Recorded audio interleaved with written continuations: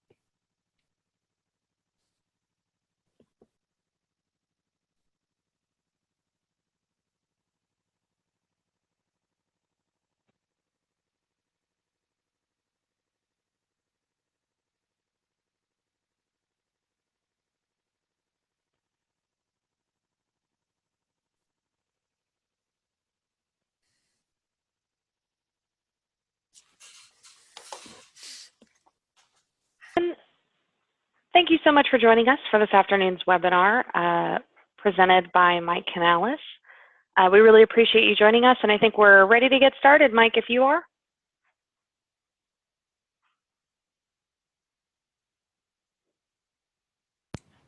I'm sorry. I said I am, but I was on mute. Okay. I'm back. Well, fantastic. Now you're extra ready. Yeah. Just a couple of housekeeping things to take care of before we do get started. You may have noticed, all attendees, as you entered, that you are on mute.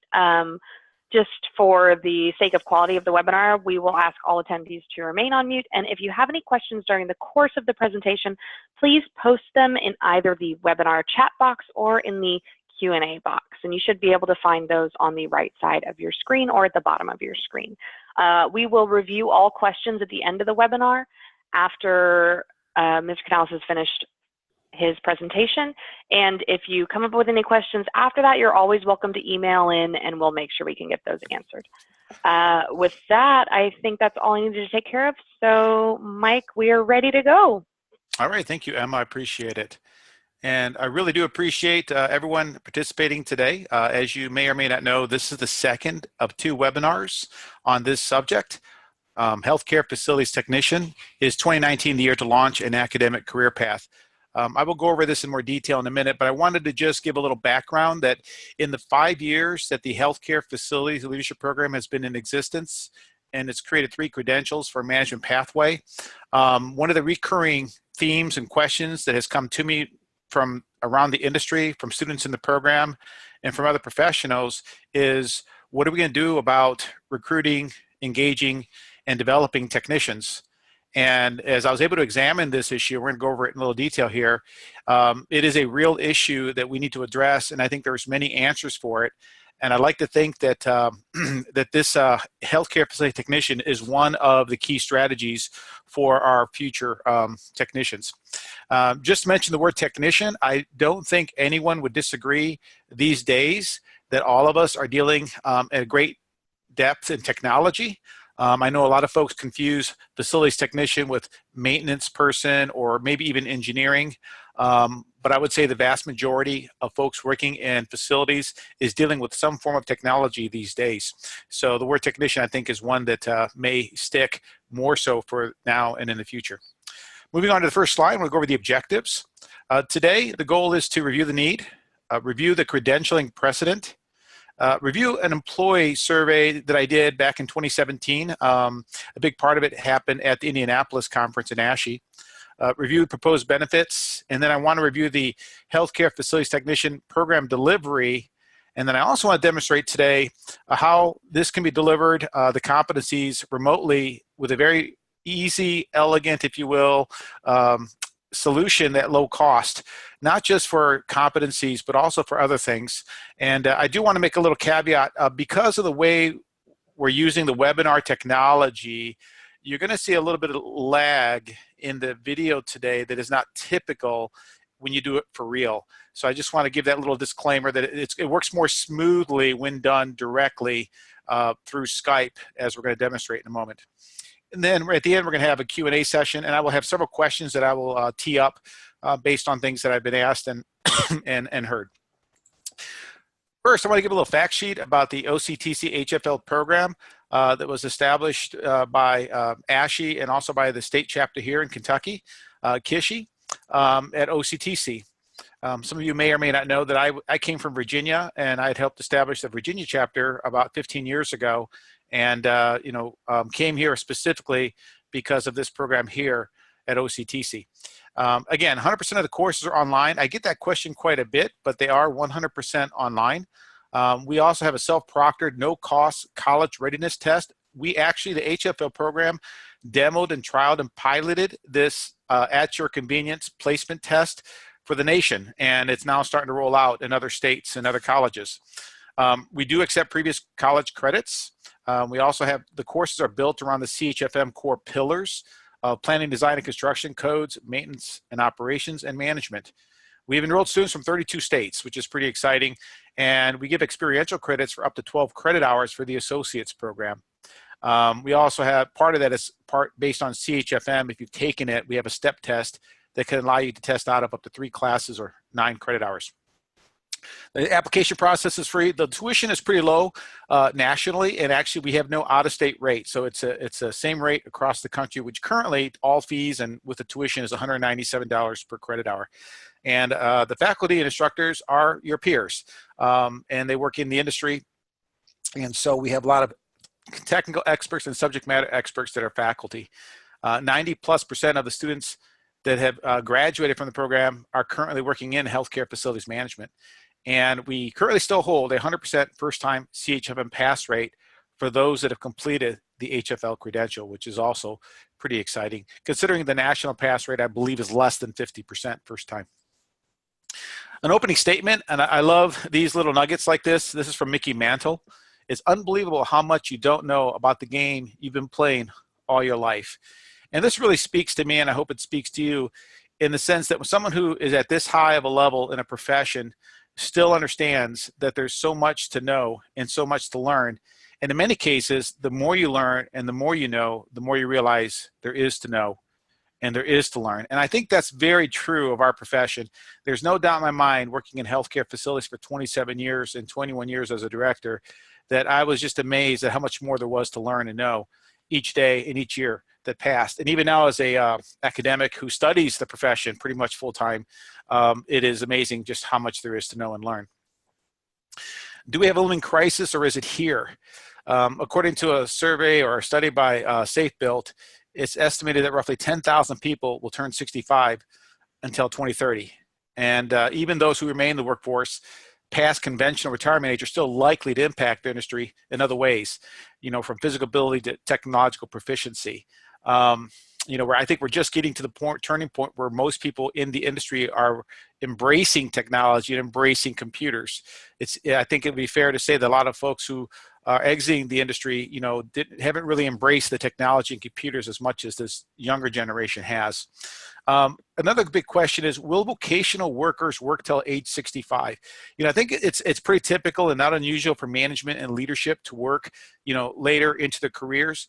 But I think it is also typical for folks who've done the trades like plumbing and carpentry and HVAC and electrical and things like that, to say, 62, good enough. I've done this for 30, 40 years. you know, my pension is set or my retirement is set, and, you know, I've got healthcare coverage. And so I think that while we may see that we've been talking about the crisis for management for a long time and people retiring and leaving, I think we need to really examine how many people are really going to work in the trades as technicians beyond the age 62 or even really 65. And again, I put the stock market on this, even though it's kind of had a couple of downturns in recent, you know, months. Really, 10 years ago in 2008, a lot of people had to extend their careers because of, you know, financial investments in stock market. Today, it's much better, and so people are looking at their portfolio and thinking, well, maybe I should get out before that, you know, that market turns down again, if it turns down again. And of course, as of September 2018. We see unemployment is really driving down.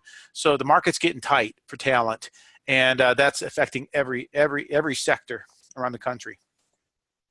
At the exact same time, we're seeing growth, quite a bit of it. Traditional facility management expects a growth rate over 10 years between 2016 to 2026 of 12%, which is considered very fast. And again, I put a caveat. This is traditional FM. What about healthcare facilities management? Is the demand greater? And it's a good question. And I would say in some markets it may be greater, and maybe in other markets it may not. But I think overall, because of the expansion of outpatient, I think that it is becoming greater. Numerous ASHE and chapter presentations over the last few years have been all over this subject.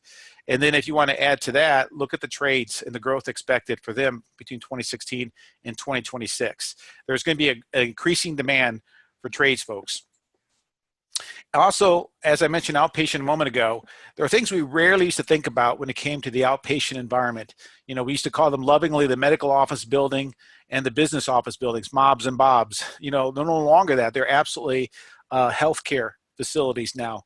And as many of you who kept up with compliance issues and regulations, there's been a very specific expansion of compliance in many of those healthcare types, particularly, you know, standalone ERs, rehabilitation, ambulatory surgical, and other places that have complex or sedated folks.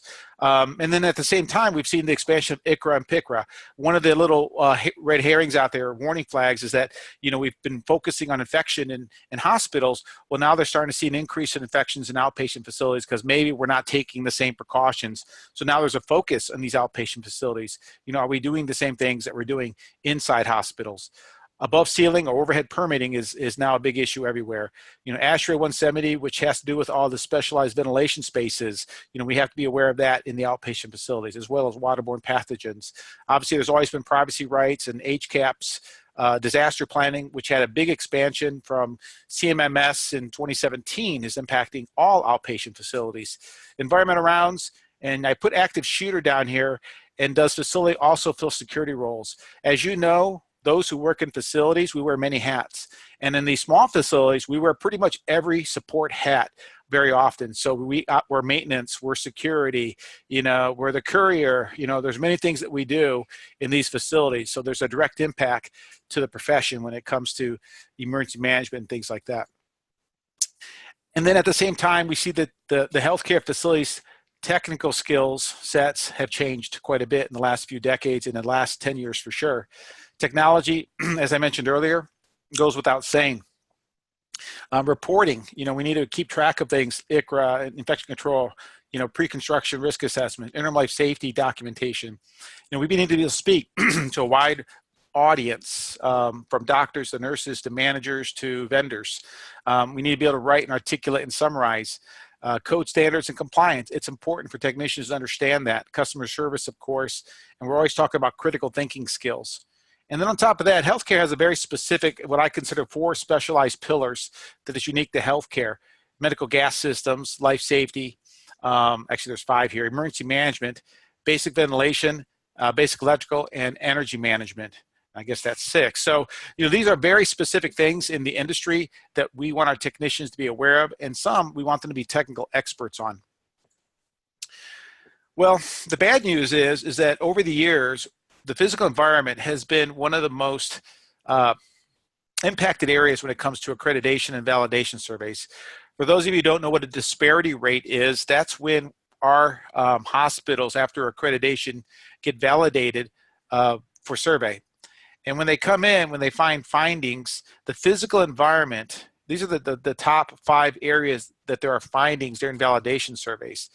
The physical environment is by far the most cited area during validation surveys at 26.5% of the time based on the 2016 report.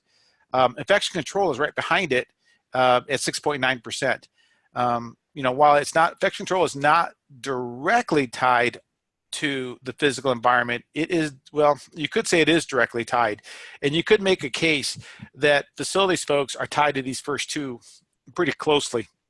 So when you look at this, there's been a real focus when it comes to surveys and accreditors and compliance and regulators on the physical environment.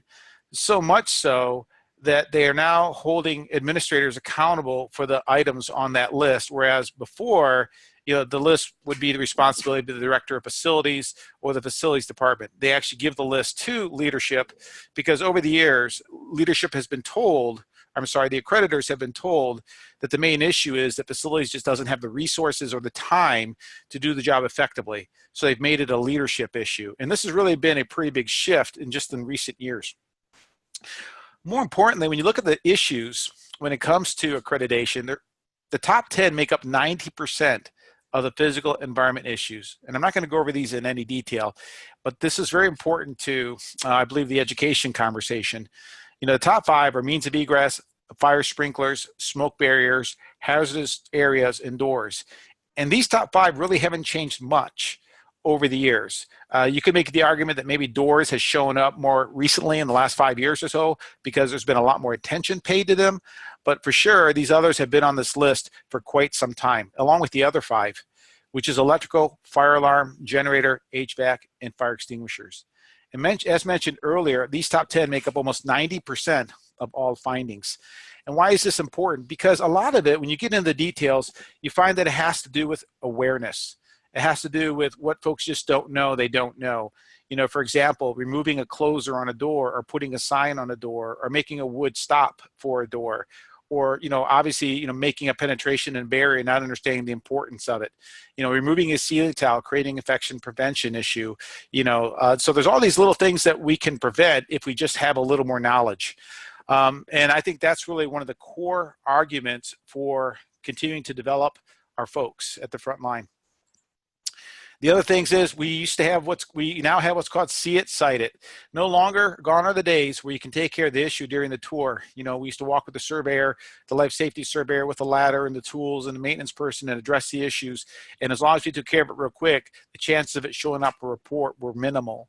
But now everything must be cited or must be put on a document, and it must be listed. And while it might not come up to a serious finding or a survey finding, it still shows up on a list. And I've heard people talk about this list being, 10, 30, 40, 50, 60 small items. And while they're minor, there's, we know that when an administrator doesn't want to see any list, but when they see a list with 30, 40, 50 small items on it, it's definitely a big impact.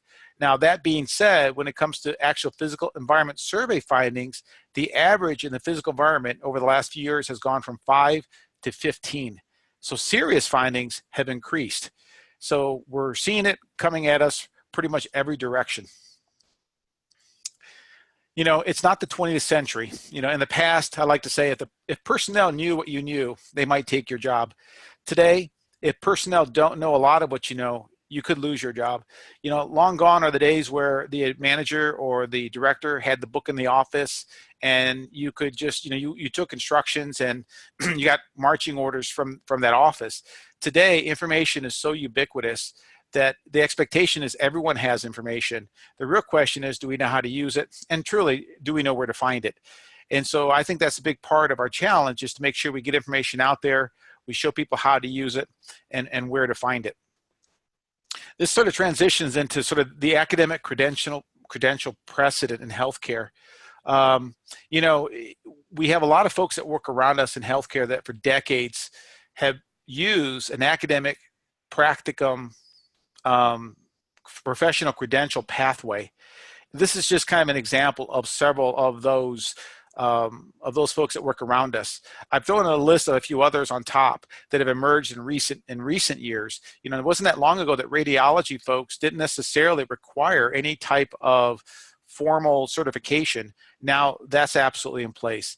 Obviously laboratory folks need some sort of education with a certification.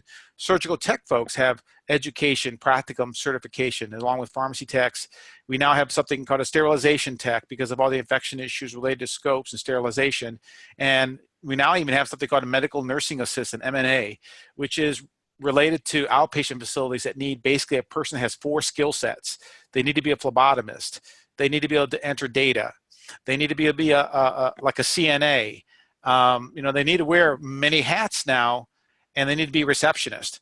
So you have this hybrid of an individual that now has an academic pathway tied to a credentialing pathway, if you will, professional credentialing that they got to maintain while they stay inside the profession. So there's a lot of precedent around us. One might ask the question, why did we not have this before? And I'd like to give sort of a guess, if you will, and that is that, when healthcare expanded in the 50s and 60s, and education expanded in the 50s and 60s. If you think about buildings at that time, they pretty much were buildings completely built on sort of trades, brick and mortar, and basic electrical, basic pneumatics. And it pretty much was about, using tools and grease and belts and stuff. And what happened was, over the years, buildings changed. We got air conditioning, we ended up getting a lot more technology. They got a lot more complex. And it just took a while for this to catch up to us, along with the codes and the compliance. We're finally, here we are in the 21st century now, realizing that is a very complex environment. I'm pretty sure we could have done this 30 years ago, but it looks like, we're just getting around to it today. I hope that makes sense to you. The justification for credentialing mandate, it's increasingly complex. We talked about that. I have a comment here that it currently takes too long for competency, 30 to 40 years. Traveling around the country, when I talk to people who are in facility management positions, they typically have done something else for 20 to 30 years before they enter healthcare facilities. And then they get into healthcare facilities, and pretty much we agree it takes about 6 to 9 years to get competent. So if you do the quick math, that's 31 to 40 years before you actually get a competent person. Well, the challenge there is they're winding down their careers by that time. And these are the folks that are training the people behind them. So you can see where we can get some gaps. It just takes too long. We need professional development needed throughout the career, from the beginning when you enter, I believe. And we also are much more clinically involved than we ever used to be. And we now understand that infection control and ventilation and ligature and medical gas, waterborne, indoor hydration, et cetera, that we're really helping clinical outcomes. We may not be at the bedside, but we're pretty much everywhere else around the bedside. And of course, I mentioned earlier, there's precedents all around for a credentialing pathway. We also need to break down the silos. We have folks that come in after 20, 30 years of doing something like a trade, but they never really embrace, in a majority of like life safety. They don't see, ceiling tiles and ventilation being their issue or their job. And they don't really understand why they need to know about, medical gas cylinders and the pin index and stuff like that. They think, well, I'm the electrician, I'm the carpenter, I'm the plumber, I'm the painter. And I dealt with that myself in the industry an awful lot, where I said, no, as an electrician, you really do need to know an awful lot about life safety. And you would get strange looks because they felt like they were really good at their profession and competent enough. So we need to break down these silos. Everyone needs to have a basic foundational understanding of the unique environment of healthcare. Again, I mentioned the expanding outpatient footprint with regulatory requirements. And we need to recruit the best early with aptitude. We need to grow our own. One of the real salient things I've learned along the way as I've been in academia is a lot of colleges have associates programs for electricians, for HVAC, for plumbers, for welders, for automotive. They have these comprehensive programs that include English and math and reading and management, along with technical skills, because the industry, all those industries realize they have people that need to act much more comprehensively in those industries. At the same time, when I talk to people in those industries, technology of like HVAC and electrical, and I ask them, hey, listen, we really need those kind of folks in our profession. The first thing they ask me is, what will you pay them?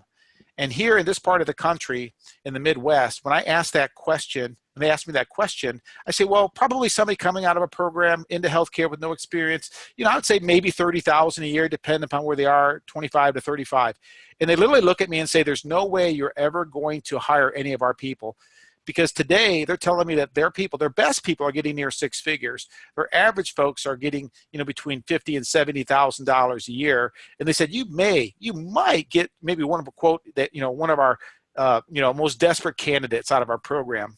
And when you think about that, that's a big challenge for us to try to hire somebody with no experience at $50,000 a year. Most of you can realize that's just not going to happen in this part of the country, and you can imagine what it might be in other parts of the country. So really, we need to grow our own. We need to bring people in, develop them. Somebody coming out of high school or college or VOTEC, we give them a job and train them. They get paid $25,000, $30,000 a year. We're helping them get through school. They're not acquiring any education debt, and we keep advancing them along the way. You can see how that might make for a really nice career pathway for somebody. After 5 years, maybe they're making $40,000, $45,000 a year, and they moved into a trade. So I think that grabbing people with aptitude is really important. And maybe the ideal of grabbing somebody with 20 or 30, 40 years experience, I think both work, but I think we need both methods. We also have decades of the same accreditation issues. And we need a national standard of foundational knowledge. It'd be nice to hire somebody that comes from some other facility or some other place and know that foundationally they have a certain base knowledge. And lastly, the competency language and requirements have changed dramatically. The accreditation organizations and CMS have continued to put pressure on us to train our people differently. They have competency-based training to demonstrate competency, to document competency, and we've all been feeling that in the last few years. So I think there's a really strong justification for this. The benefits, they're numerous. We're going to have improved regulatory awareness, improved accreditation, improved infection prevention awareness, response, and engagement. Succession planning, I think, goes without saying. Improved career pathway. People are engaged when they know that you're investing them. Increased use of technology. Again, we're bringing in younger generation with aptitude. They're going to embrace the technology that's all around them. In fact, we may have to tell them, listen, you can't fix everything from the computer. You need to go up and, actually go check, the system physically. More comprehensive healthcare facilities awareness, a more qualified hiring pool, and again, standardized foundational knowledge across the country. And really, I'm passionate about the ability to grow our own, especially in the rural areas. Some places kind of have it made when you're in a city and you got a nice academic environment around you and you got a great employee pool. You got your choice of folks. But a lot of our facilities, the vast majority, are in rural areas where we don't have the same pool. And what we need the ability to develop folks and bring them in. And I think that this is really a great opportunity with the online combined with what I'm going to show in a minute, way of developing folks. I did a survey in 2017, and 22 surveys came back. 100% of the folks said they're going to have a shortage the next 2 to 4 years. Now, mind you, that was in 2017, and we're in 2019, so I guess it may be happening now. These folks represented up to 1,500 technicians. They anticipated amongst them of needing 300 to 500 in the next 1 to 3 years. 20 to 22 would encourage technicians to enroll in a program like I had presented back then, which is very similar to what you're seeing today. And 14 indicated they would be willing to pilot a program. 11 said they would incentivize the credential. The entry level average was 25 to 30K when I went through and looked at those surveys. 1 indicated that there was no need for the certificate, and 2 indicated at the time that the HFT credential would not provide an advantage. And traditionally, those that said that there was no need for it or that wouldn't provide an advantage were really strongly felt compelled that what they really needed to find was somebody with 20, 30 years of trade experience. That was really, I think, the marker for some of those folks, especially when I spoke with them. Okay, so let's get to the actual credential itself. The ideal is to have basically a course outline that consists of basically these courses in front of you. What we're going to have is 2 courses exist already, HFL 100 and HFL 120. Introduction to Healthcare Facilities Management does a nice job of reviewing accreditation at a comprehensive level. It does a nice job of reviewing the departments that are within healthcare, getting down to the people, the roles, and the unique mechanicals, electrical, and plumbing systems. Infection prevention has been a wonderful class. I've had many students tell me that every single person in healthcare needs to take this class. I mean, not just facilities, they say everybody, because it's a very comprehensive look with a physical environment approach on infection prevention.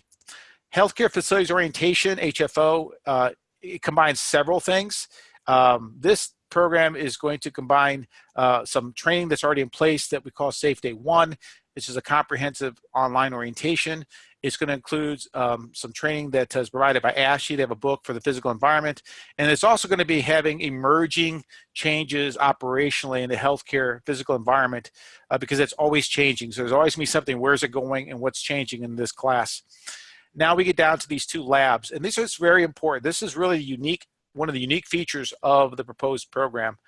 These two labs are based on, and the industry, the academia likes to call them practicums. The practicums are going to have basically 4 pillars that are unique to healthcare: life safety, med gas, healthcare ventilation, and healthcare electrical. And I'm going to show you this document in just a moment. The HFT capstones are going to validate these labs. And the idea behind the labs is these will be done as competencies at your organization, checked off by either preceptors, would be your managers or directors or other technicians, or possibly by your vendors and contractors that have the knowledge and technical ability to sign people off. So it's going to be a lot of folks, possibly, or maybe one person signing technicians off on these competencies. Those competencies, those lab competencies, once they're signed off and given back to the college, they will be given, I have it at 8 hours of credit. There'll be no charge for it. Now there may be an administrative fee for that, $20, whatever. But beyond that, there's going to be free, no tuition for those 8 credit hours. Now the other credit hours that are left, or 10 of them, would be charged. And right now at today's rates, I have it, it's less than $2,000 for tuition for those for the credential. And this will be provided on informational flyers later. This is going to lead to the beginning of a career ladder. This career ladder is something that I've done similarly for the management pathway. And it begins with what I call HFO, the Healthcare Facilities Orientation. I really believe that comprehensive orientation should be for everybody. It's going to give everybody a foundation, whether you're a manager or whether you're a technician, just a comprehensive overlook of the industry and make sure that we all have a good, solid foundation. And then because of CHPU, and those of you who don't know what CHPU is, I call it CHPU. ASHE calls it Certified Healthcare Physical Environment Worker. That was a credential that was released just recently in July, I believe. They announced it. I took the test recently, and I saw that the Healthcare Facilities Orientation really does a really good job of not just preparing you for CHPU, but also it's actually more comprehensive than that. But it's a perfect alignment for those who just say, hey, listen, I want to go get that certification. Now, that certification has been sort of targeted for contractors. So I'm not really saying that this is part of the program. I'm just letting you know that I see that as being available for those who'd want to take it. The goal, though, is to go into the HFT. The HFT is the program I just outlined with you. And that's going to align with a national professional certification like the CHFM called Certified Healthcare Facilities Technician.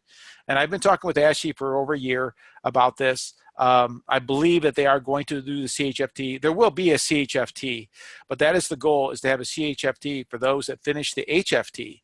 Now, that leads to continuing professional development through a career, which I think is really one of the most vital parts of this pathway.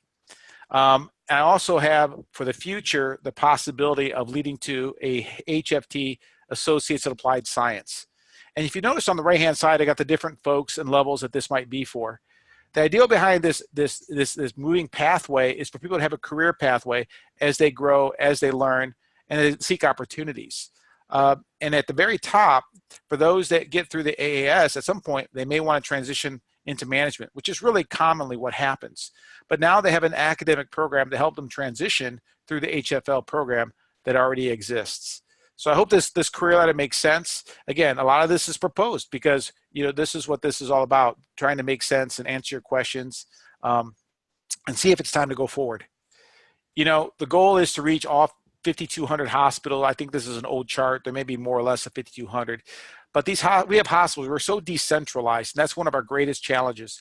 While some hospitals might be able to deliver this locally using their colleges because they have the concentration, very few can do this. And the ideal here is to create a program that allows everyone to participate. And in fact, the demonstration I'm going to show in a moment is designed to show you how we can actually do this effectively, efficiently, and at low cost. Reach the most remote facility. The idea is to use what's called work and learn. So basically, we are a unique profession in that we have lots of different disciplines in our facilities and a lot of different equipment and technologies. The ideal is to use all of those technologies and differences to be the lab, if you will, to train people up into our culture and into our equipment. We'll give this competency-based training. It's going to be code-driven. It's going to be comprehensive. And that everyone gets the same foundation where they are. We're going to use the online medium, and I call it the guild. In other words, it's the content expertise coming through the academic side that validates and promotes what's being learned in the physical side. And it's going to allow us to integrate with leadership elements, because there's a direct tie-in anymore between what the technician does and what leadership does. I like to tell folks that are in my program as management, my goal is to train people that I would hire. The technician program is designed to help everybody work together and have synergy, around, the same elements that we all need to share. It's also going to provide infection prevention depth, which we all need to have. And it's going to be updated on a continuum. We need to keep updating this because we're in such a great big transition right now. We still have 75,000 deaths a year, 775,000 infections, healthcare acquired infections. We still have almost $100,000 mistakes being made and deaths through mistakes in healthcare. We have a long way to go, and we have a lot to learn. There's a lot of pressure on us. And also going to allow us to pull resources from around the country. So the ideal here is to say, look, we can reach all 5,200 hospitals. We don't have to have a college with walls. We can get this thing going. We can actually, make the resources as efficient as possible. And then hopefully the goal is to get the cost down. It is my hope that as this program grows, we're able to get, some kind of endowment or some kind of support from foundations that say, listen, we want to help this happen because we see the value it brings for the patient and the value it brings for the individual, and actually the value it brings for young people to find a really neat career. So the hope is that, get that, let's make this happen. Let's drive tuition down and make this as accessible as possible for everybody in healthcare facilities. I'm going to show you two documents real quick. Actually, I'm not going to show you two documents. My link is broken. Yeah, I can do this. I'm going to have to bring these up a little differently. I apologize for this little delay here. I'm going to bring up two documents. These are the checklists that have been developed, the competency checklists that have been developed for the pillars I was talking about. And I'm on another screen, and I'll have them up in just one moment.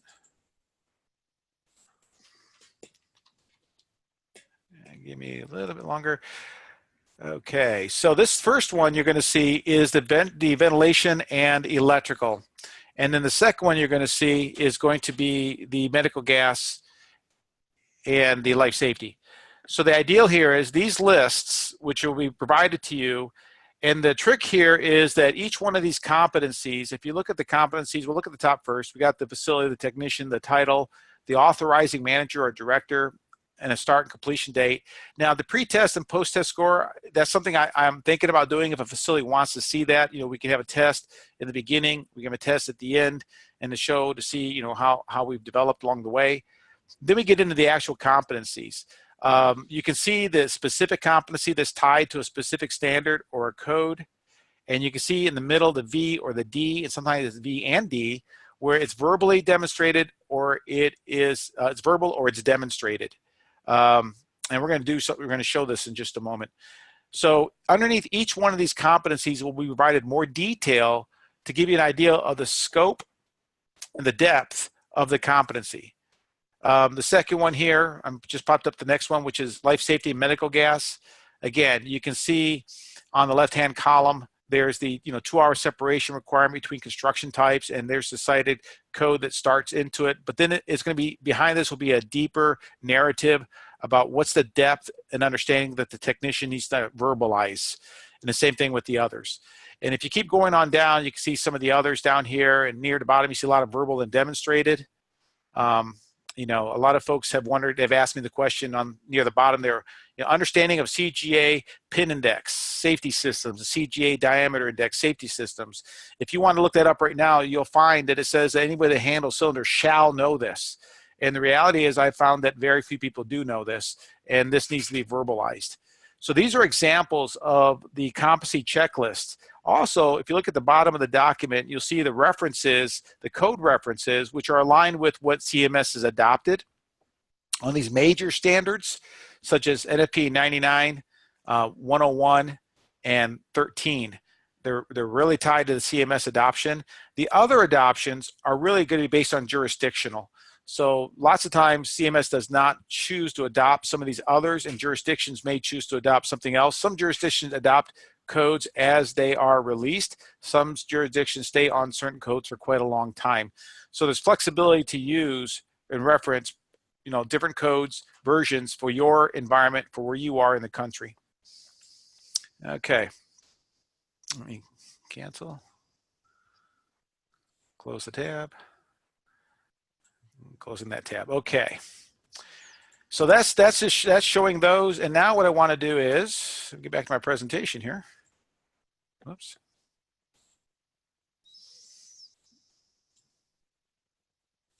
All right.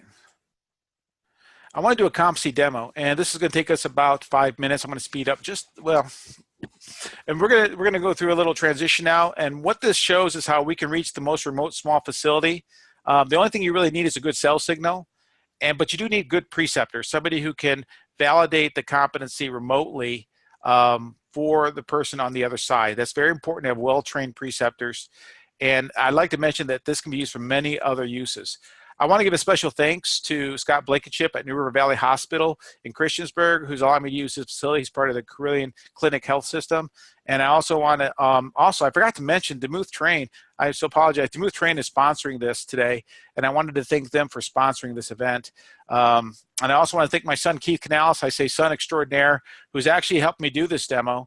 And what's going to happen now is Emma is going to transition us to the demo. Before she does that, the way this would work really normally is you would just press your Skype key and dial the person, and it would come up just like we're about to see. We had to work around it a little bit, so it's going to look a little bit different, but it really is a very, very simple process for those that done Skype. Okay, Emma, I'm ready when you are.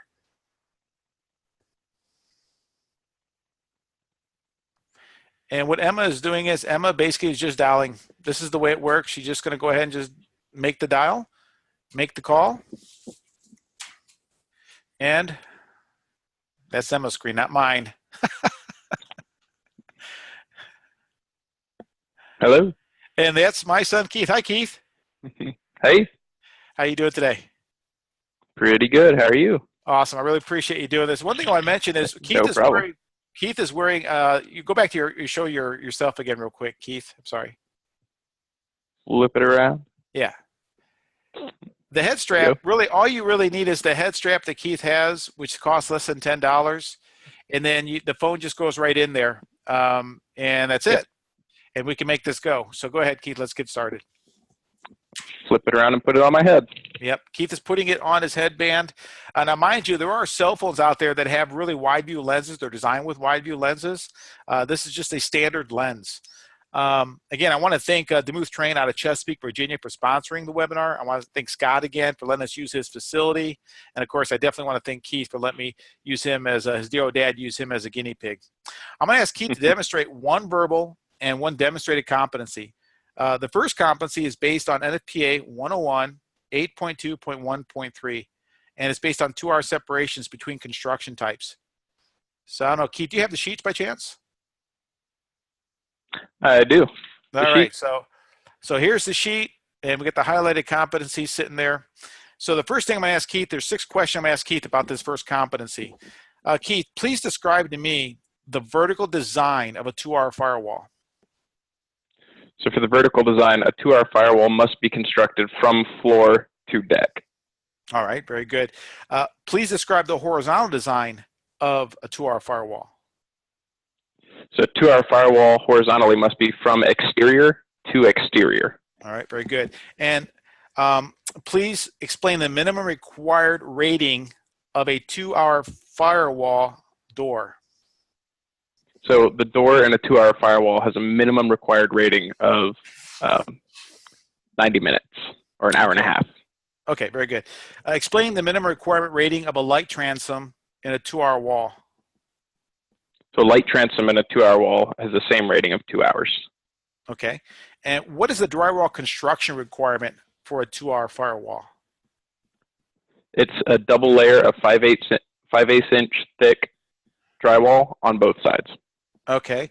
And my last question, please describe the construction types and importance of 2R firewall separation. So explain for me what is construction types, what is the issue, what is related construction types and 2R walls?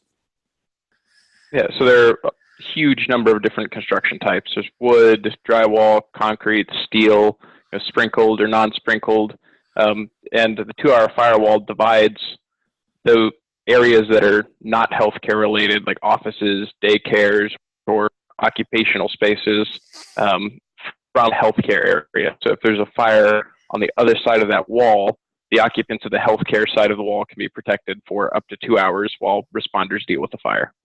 Yeah, exactly. I mean, again, we're protecting the most vulnerable, people, that are around, whether it's infants or neonate or NICU or surgical. And these 2R walls on that other side, you could have a restaurant, you could have anything, and the goal is to protect the people in the healthcare occupancy. Excellent. Okay, we're going to jump to the next competency, and this is a demonstrated competency. And we're going to be just doing a partial competency from NFPA 80, Chapter 5. And we're going to be using a little inspection jig that I got from Aegis Barrier Management Consultants. And there's Aegis's jig. And the first thing we're going to do is we're going to demonstrate the undercut demo. All right.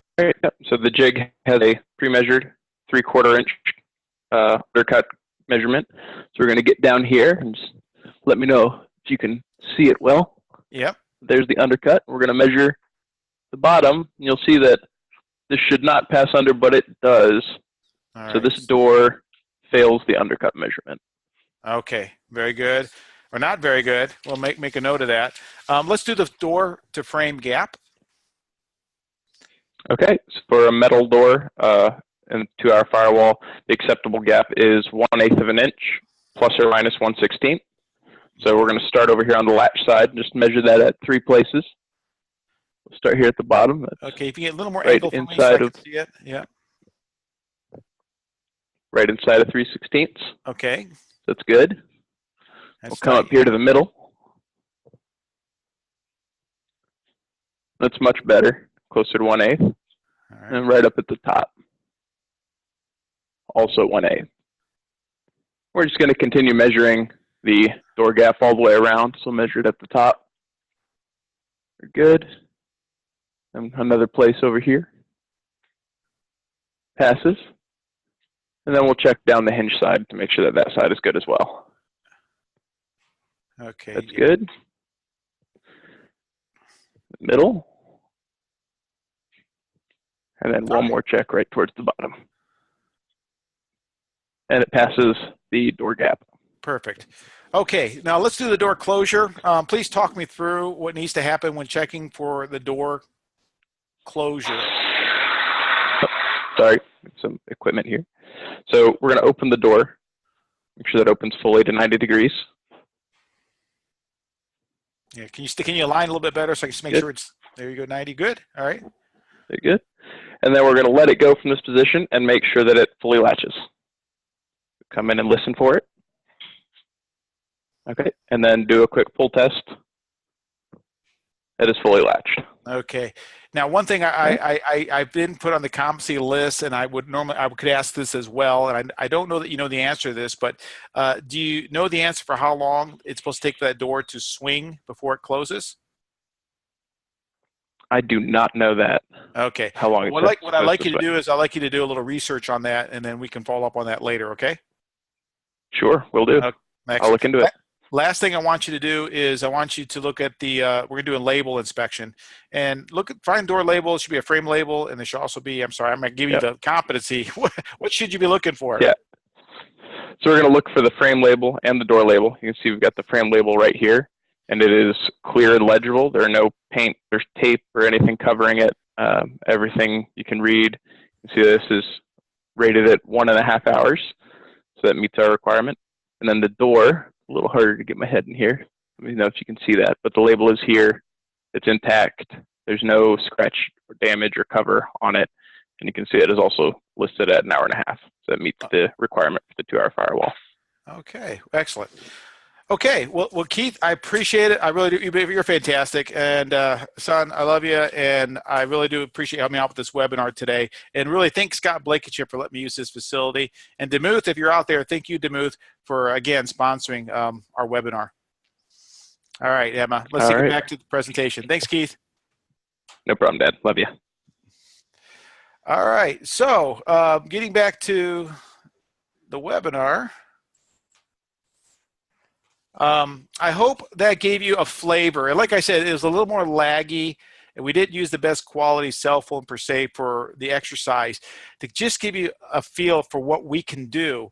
Yeah, I was talking with a fire barrier consultant person the other day about how, if you got somebody who's trained up for understanding, UL rating for how to do various fire stop. As you know, there are so many variations in fire stop depending upon what's going through that wall, what kind of wall or floor, that you could use this technology to look at that and advise people and tell people whether or not they've done a good job or the right job for doing fire stop. And there's so many more applications. We're getting to the end of the presentation. I wanted to just do a real quick summary here. That the timeline for this year to get this credential rolling, if the profession chooses to support it, is 50 applicants by the end of May. I would have a competency pretest done by July 2019, and then I would have the official support competencies I talked about earlier also done by July 2019. We can absolutely start the classes that are already in place and ready. I got Safe Day 1 here, but it's HFO. HFL 100 and HFL 120 would begin August. And then January 2020, we would accept enrollment into the competency validation courses. So I figure some people who are seasoned will get through these validations probably within, fairly short amount of time before January, and we can start offering those classes in January. And the goal is to have the CHFT available as soon as the first potential class could come out, June of 2020. Okay, Q&A. Emma, do we have some questions? Looks like we currently have one question, and that is if the presentation will be made available to attendees. Folks, if you're interested in asking questions, you can do so through the chat feature or the Q&A feature. If you don't see either of those on your screen, go ahead and hover your mouse over the middle of the screen, and you should see a black bar pop up at the bottom where you can click on that Q&A feature. Yeah, I have a couple questions queued up for you in case you're thinking about it. What if there are not enough applicants? Well, if there's not enough applicants, I will hold the current applicants' applications, and I'll work towards the following semester. We'll continue to educate. I'll be speaking out there across the country. I'll be doing more webinars. And again, we'll just keep educating until we can get those 50 applicants.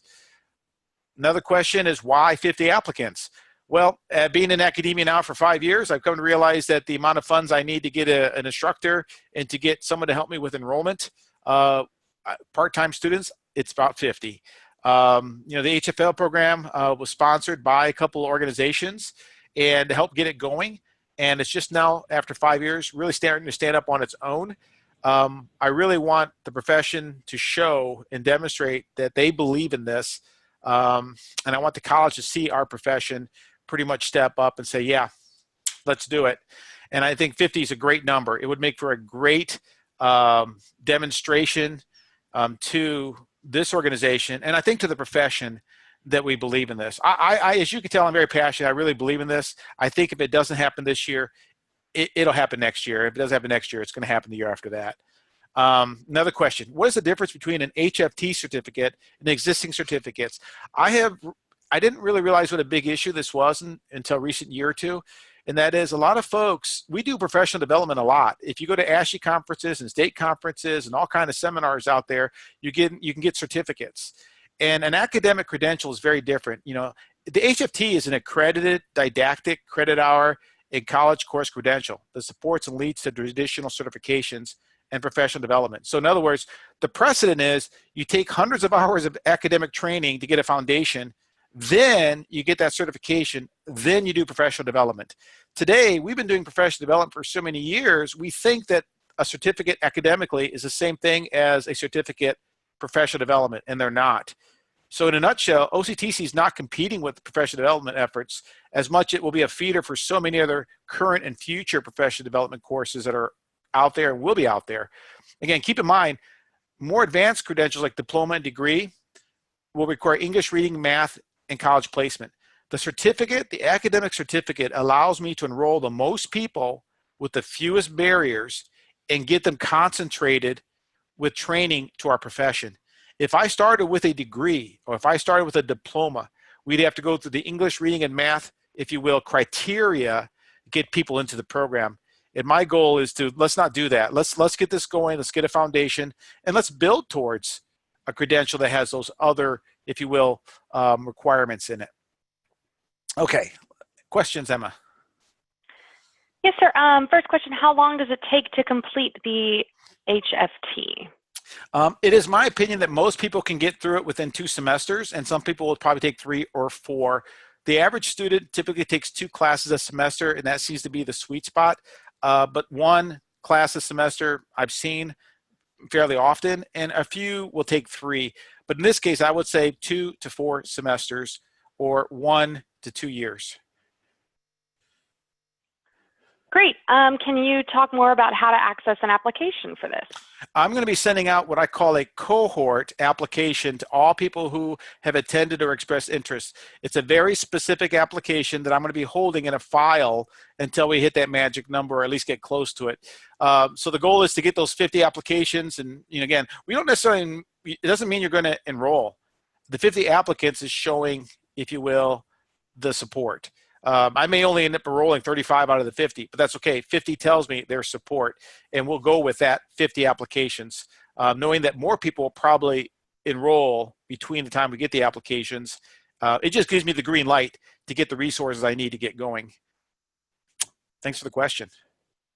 Great. And can you talk about the cost structure of this program? Again, tuition-based. One of the cool things about academia is there's all kinds of sources. I know lots of state chapters that have scholarship programs. I know that ASHE has scholarship programs. I know that there's a Robert Mack scholarship program out of California that they've been giving to a lot of my students that's open to everybody in the country. You can apply for traditional financial aid. Obviously, you get grants and loans. I also, just this morning, I talked to a gentleman who has his organization offers them $5,500 a year for tuition reimbursement. A lot of organizations offer between $2,000 and $3,000. That seems to be the sweet spot. So I think when it comes to tuition and reimbursement, there's lots of different ways of getting it. And I also know that several organizations are going to incentivize if you achieve this credential, which is going to make it worth getting the credential. Again, the current cost today is about 197 hours per credit hour. So the cost of this certificate at 10 credit hours is about, almost $2,000 for, I'm sorry, yeah, $2,000 for this credential. Plus books.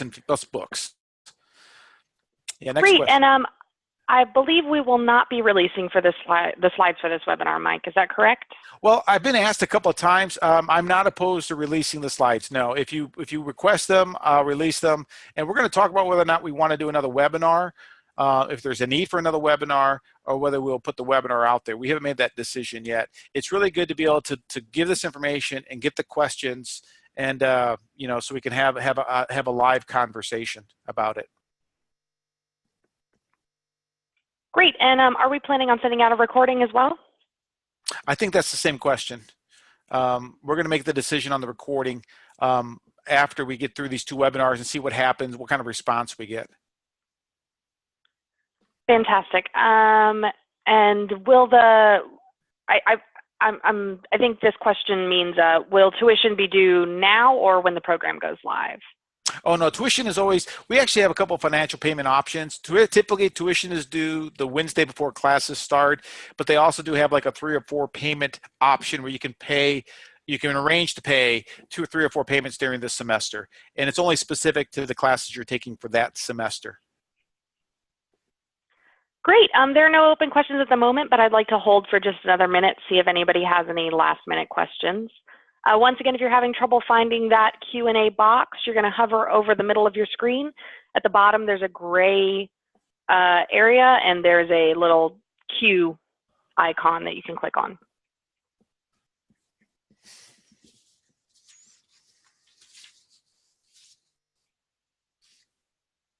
If you do end up having a question after we've finished up, Mr. Canales has been so kind as to share his email address on your screen, as you can see.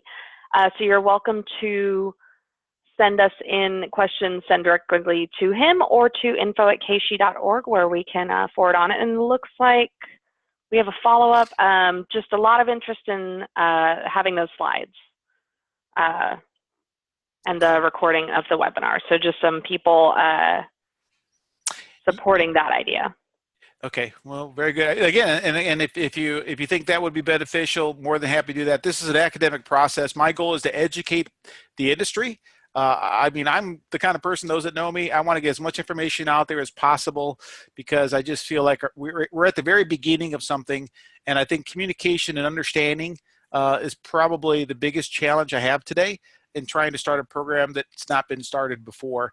I think the idea of doing it this way is really unique, but I think it's also offers us a lot of advantages to do something really good for the profession that, again, we've needed for a while. So I do appreciate everybody being here. Again, I want to thank Damuth Trane out of Chesapeake and Keith Hopkins, especially, who's a good friend of mine, for sponsoring this. Again, one of the best parts of doing what I've done and entering academia and doing this job are all the relationships and the folks I've been meeting around the country. You all are amazing. You do amazing work. I know how hard it is. I did it. And my goal is to help you not just do it better, but to really, really serve, if you will, the patients that we're serving and the industries we're serving. I see a few more questions. Go ahead. Yes, next question. What kind of jobs can you apply for with this certificate in this program? It's I guess I would say that pretty much with the HFT, the thing about the HFT, it requires you to actually be working in the industry. So this is really one of those jobs where it's a work, earn, and learn. I think it would be hard for anyone, in fact, nearly impossible for someone to take this certificate and not have a job. It is my hope that what you all will do out there is you will make relationships with your local community colleges, your military folks, your schools, and you will shadow people, then intern them, and then select them as entry-level employees and put them into this program. I could do a whole nother presentation on that process and how powerful that can be for our profession. Hire people with aptitude. My son Keith, I try to get him into this profession. He is a super bright young man, and he was bright his whole life. And if you would have hired that young man into this profession and put him in this program, you'd have yourself, I mean, you could train him in almost anything, and he'd be an amazing, amazing person. There's lots of people like that out there. What we need to do is find them and find them early. So this program is a way to recruit people coming out of vocational or military or high school, put them in this program, check them off for a year or two. You're going to have yourself, one heck of an employee.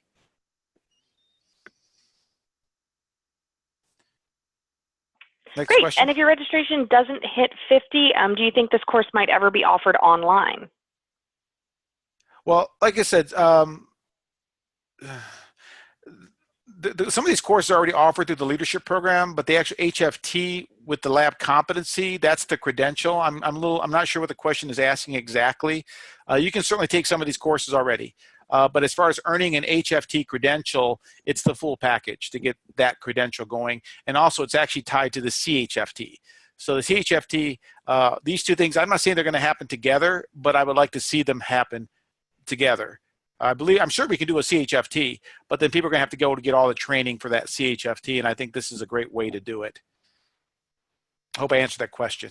Next question. Great. And is this a scheduled course, or is it at your own pace? It's semester-based. One of the great things I love about the HFL program, the way it works, is there's a lot of networking that's going on within the courses and the program, and I think that's really powerful to our profession. So I would love to keep it semester-based. I know a lot of colleges are going more towards modular-based. We just kind of do it at your own pace, but I think it misses some of the value that can happen when you're in classes with students from around the country, sharing, if you will, your experiences and learning from each other. So it is semester-based, yes. All right, folks, looks like we're going over a little bit. We want to make sure we remain respectful of everybody's time, so we'll go ahead and wrap up. As you can see, if you have follow-up questions, we've got Mike's email up on the screen right now, so I'll give you a second to write that down. You can also send questions to info@kshe.org or go through our contact form on our website, and we'll make sure those get to Mike and get answered for you. Yeah, Mike, thanks again. Yeah, real quick, I will send you information on the credentials next week. I will also send you the cohort application, everybody that attended and everybody that registered. And again, as Emma said, and thank you, Emma, for everything you've done to facilitate today, please feel free to contact me with any other additional questions you may have. Again, I look forward to announcing to you in the not too distant future that we're launching this credential, and I really do appreciate your participation today. Thank you so much. Thanks, everybody. Have a fantastic day.